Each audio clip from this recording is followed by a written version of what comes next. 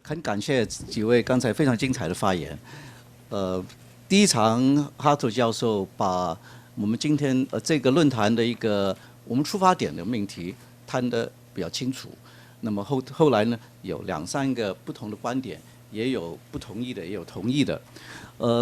我呢本来想躲在旁边，最好不要发言，怕出丑。可是在这里我才想在这里简单的也讲2句这2个观点的其中一个最大的差异。Professor Hartle 谈的观点，尤其是关于 institutional critique 这个事情呢，跟Professor Rockman 还有洪教授谈的学无中西的这种境界，其中有一个非常大的不一样的一个假设。这个假设就是 Professor Hartle 说的 institutional critique 首先不同意艺术这个东西是有一种 一个 essentialism 在关于什么叫艺术。那么在这一点上呢，也跟我这个展览我跟高世明一起来做这个活动的时候呢，把这些东西叫艺术物也有关系。那么在这一点来说，可是 Professor Rockman 呢也有一句很重要的话，他说那艺术品本身的那种recalcitrant、irreducible 的东西，那个才是就是没法把它消灭掉的。物本身就是不透明的，讲话是透明的。那么这个是艺术跟理论最大的差异。所以这里面呢也有这样的一个立场。刚才洪教授的回应，我觉得也可以在关于 Essentialism 这个问题来谈，这个艺术的 Essentialism 来谈，就是王国维跟黄宾虹他们谈的学无中西、中华西化没有差别的那种普世观念，到底最后落脚在哪里呢？因为他们出发点还是在那种国粹的那个年代，可是这种国粹能够变成了那个时候生效的学问，就必须要面对那个时候的话语，那个时候的话语就是一种世界观跟普世主义。所以在某一种程度来说，必须要有这个普世的说法，那个时候国粹才可以有落脚点。所以这个也是一个要2方面都要兼顾的一个问题。那么我就把这一点提出来，向几位请教。能不能够补充？好，那个就是讲到王国维和黄宾虹他们的这个普世的思想呢，您提到的就是当时的一个情况呢，我用了一个词呢，叫跨语境，就 cross contextual paradigm。为什么这个词很重要呢？这是我自己研究当中的一个非常大的教训。在2008年，伦敦大学开了一个会，是专门研究罗振玉的。结果呢，我在这个整个暑假准备那篇论文啊，痛苦至极。我从来没写过论文这么痛苦的。为什么呢？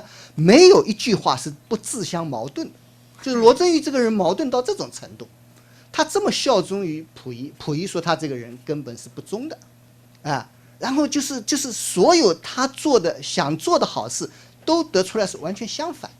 后来我找到了，就是我在做演讲的时候，当时 Craig Krunas 在会上，我说我做这个报告啊，就是有一个困境，我只能够把事实排出来，但是我得不出结论。后来这个我悟出来了，就是王国维他在中国的这个就是辛亥革命这么一个语境里面，他是已经完全被淘汰，可是他正好就是在这一年11月流亡到了京都。这京都的9年呢，就救了他，也救了中国的学术。因为京都的时候呢，正好汉学呢需要有一些代表人物，而这个京都学派的代表人物内藤湖南，他需要有一个真正懂中国国学的人，恰好2个人，一个王国维，一个罗振玉，这2个人一下子就成为一个世界学术的前就是领袖。因此在他们看来，当然王国维这个时候还没有，就是他提出那个就是他的3个这个没有界限这个说法是在这个之前，可是呢他就是说已经建立了这样一个学术的这个2重空间，它可以跨越中国辛亥革命推翻旧文化这么一个语境，到了京都然后和这个就是所谓汉学或者是国际这个学问对于中国的关注呢，它成为一个真正的代表。所以我认为呢，就是在这个里面呢，就是这个思路是使我们来看待各种现在从表面上不能解释的现象。我觉得就是我为什么提到您这个活动和2008年深圳那个活动的区别，就是在于它是在一个语境里面，它没有办法在邵大珍的这个语境里面，它跳不出来的，它跳不出来。我们现在这里不是说我们都同意这个哈特勒教授的观点，而是说我们现在看到了这个有几种不同的世界。甚至于刘田兄还提出我们还有民间的思想，我认为这是非常重要。所以这是我们今天开这个会，我觉得使我们启发多多的一个重要的这个客观的场景，就是我们不断的在跨越不同的这个 context。谢谢。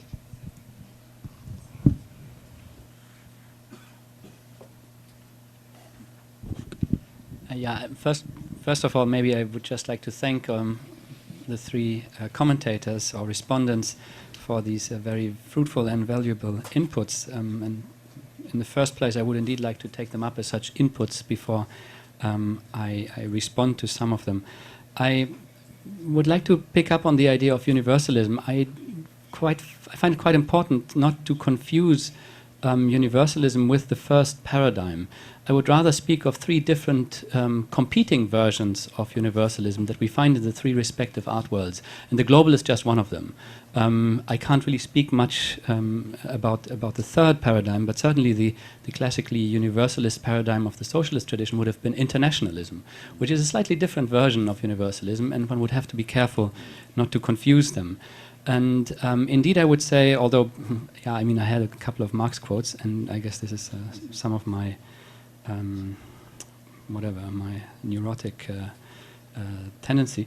But I wasn't actually speaking much about Marx, but since you brought this up, I think it might be important to be clear about what Marx's explicit relation to the question of universalism is, and that is a critique of false universalism, of empty universalism, behind which certain positions, an ideological position behind which certain preconditions hide that will make sure that you will always be better off afterwards. Yeah. So one form of universalism that Marx discusses quite explicitly, particularly in Capital, is the universalism of the commodity form. And his idea would be that behind the equivalence of commodity exchange, we'll always find some forms of social inequality that are being reproduced. So it's a false form of universalism. And to some extent, this is echoed in my, or I hope that I took this up in some ways, is echoed in my critique of an empty form of globalism which we find in the global art discourse.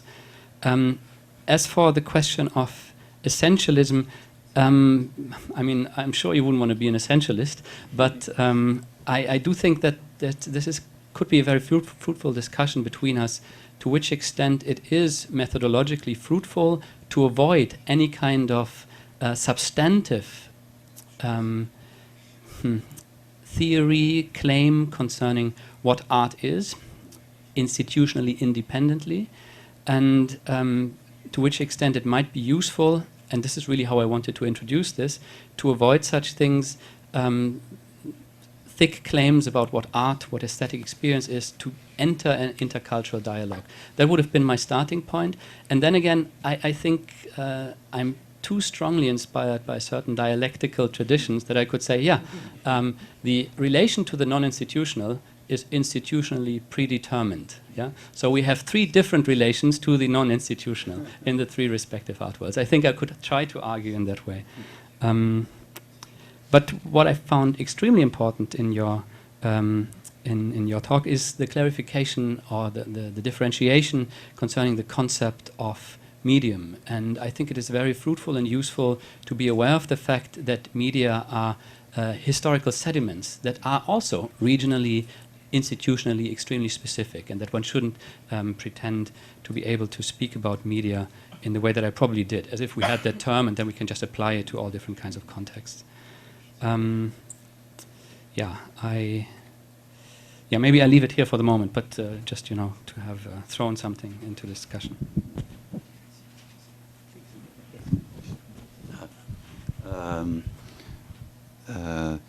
Well, I'm glad to engage a little bit in this discussion. Maybe several issues in what you've just said might be interesting for discussion. The first has to do with this problem of universality that you were raised. And so you said that the idea of the universal shifts according to the three worlds. My question is, in what form does it occur in the contemporary world, according to you? It's a first kind of question. If it's different from the picture of the Marxist International. Because I wonder whether by quoting the immense accumulation of capital and going back to Marx, we're really gaining in specificity, if that's your problem. So I have a question about that. I think that the Marxist internationalist picture is no longer possible for us. We need some other kind of universalism. So I'd be curious what you think about that. On the issue of medium, I'm glad that you think it's a very important thing. I had talked a little bit about the problem of book, language, how this has this kind of very interesting connection. I think also if we look at, let's say, the rise of video art in the 90s, performance, we see something rather specific goes on in China that's a little bit different than our discourse in the West, because we're accustomed to dividing things between a medium and then a post-medium condition. Whereas it seems to me what was going on in China was a much more complicated and interesting historical situation that causes us to rethink the very idea of medium a little bit.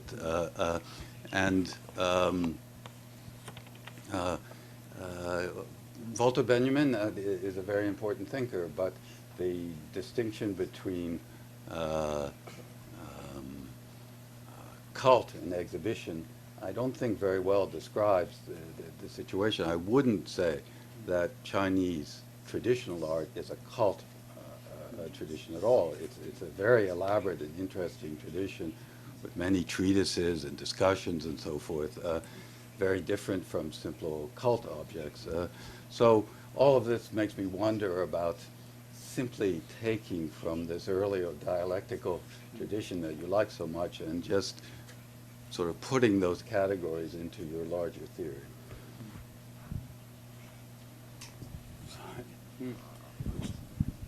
Yeah, this is a direct question. I probably wouldn't even go further in outlining a theory of universalism than what I just said about a certain form of immanent critique of false forms of universalism, in which there's always a claim to dialogue that is at the same time always in some ways betrayed. I wouldn't go much further than that, and I don't really have the positive vision of a, I don't know, reappearance of a classical style socialist internationalism. But okay, that's just for that.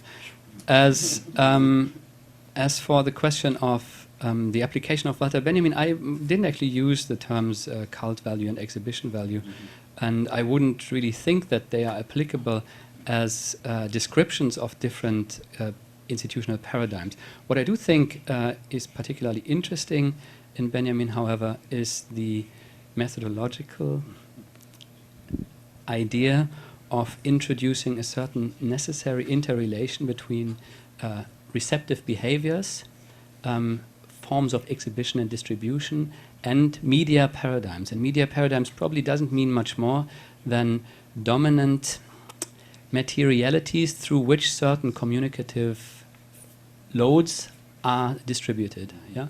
And I think in that far, Benjamin actually provides us with some methodological standards that aren't quite so stupid. Yeah?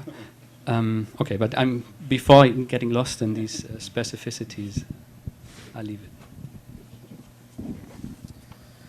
其实刚才在讨论的时候，我就突然想起来了那个本雅明的一篇文章，就是收藏家与历史学家，他写爱德华·福克斯的那个文章。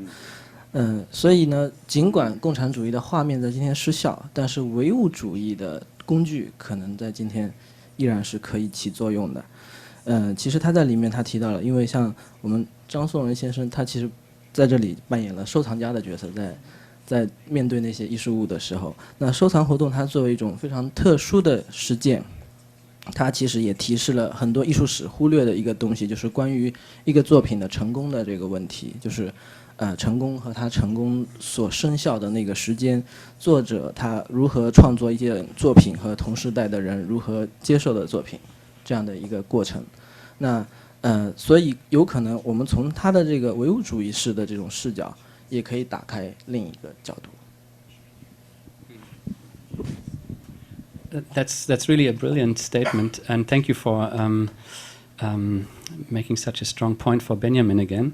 Actually, in my conversations with Johnson, it's always been extremely interesting to see in how far Johnson's strong interest in the traditional literati art platform is in quite essential outlines pre-structured in some of the writings of Benjamin. His interest in collecting, his interest in storytelling, his interest in craft, his interest in the pitfalls and the ambiguities of modernity. Some of these things that actually clarify certain aspects of probably some non-institutional dimensions of aesthetic experience that make perfect sense. Yeah. So I mean, you said we shouldn't just apply Western-style dialectical thinking to Chinese context. Okay, we shouldn't, but it's quite surprising how it then works, yeah, and how some of these ideas, as I just said, collecting, craft, etc., can be traced back to, or can be found in the confrontations between the modern and the,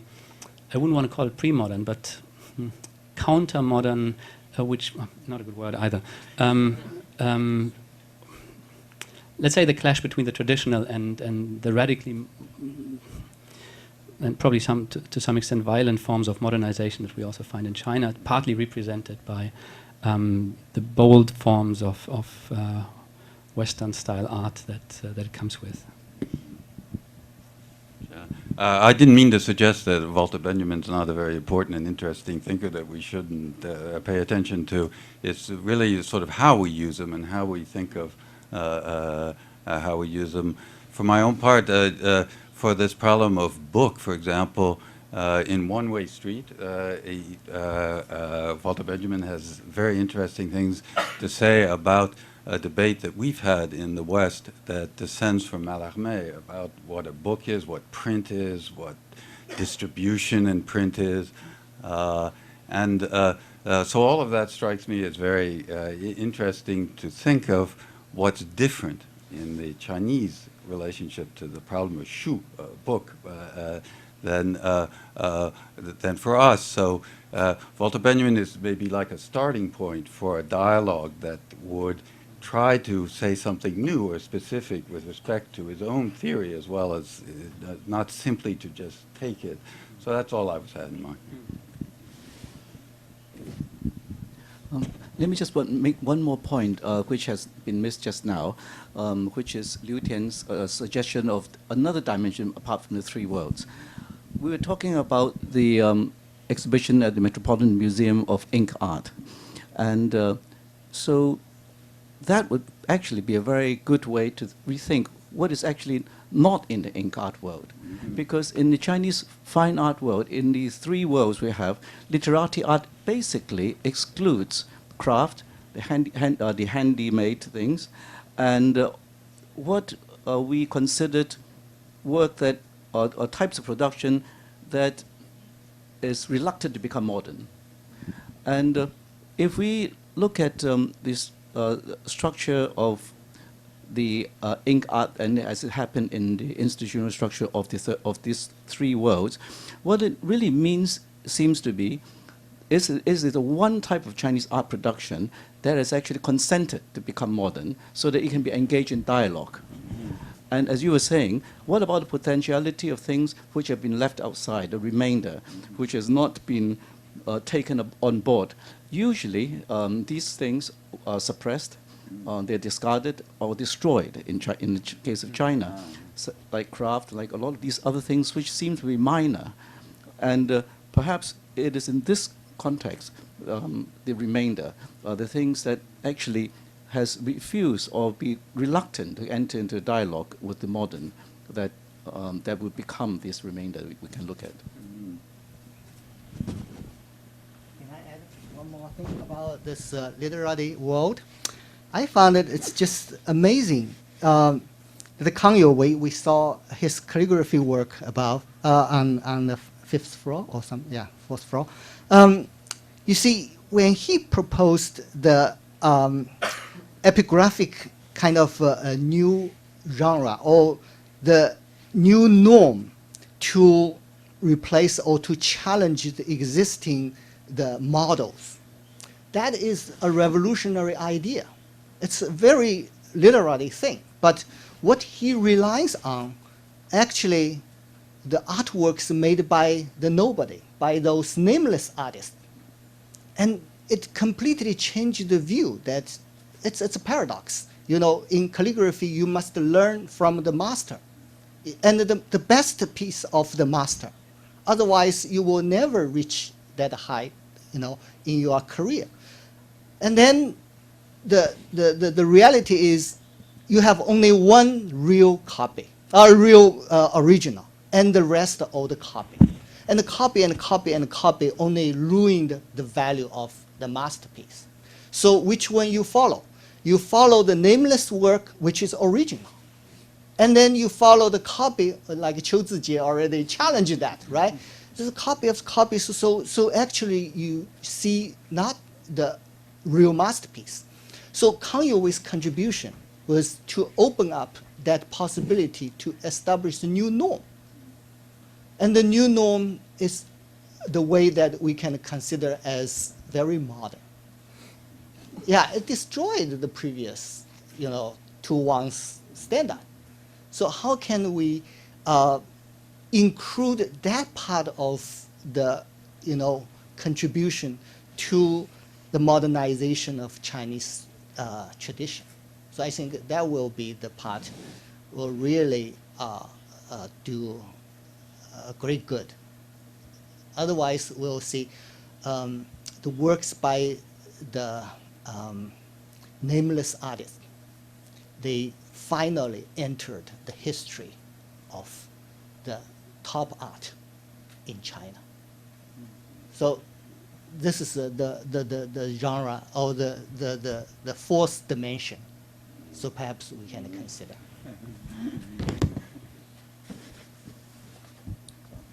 Further comments? 所以其实在这里可能就不是我们还说本雅明不是作为生产者的作者，而是作为生产者的无名共同体，就是在这个意义上。We are reminded very loudly that we have already passed the deadline. So thank you very much, and is it tea break? Is it tea break now?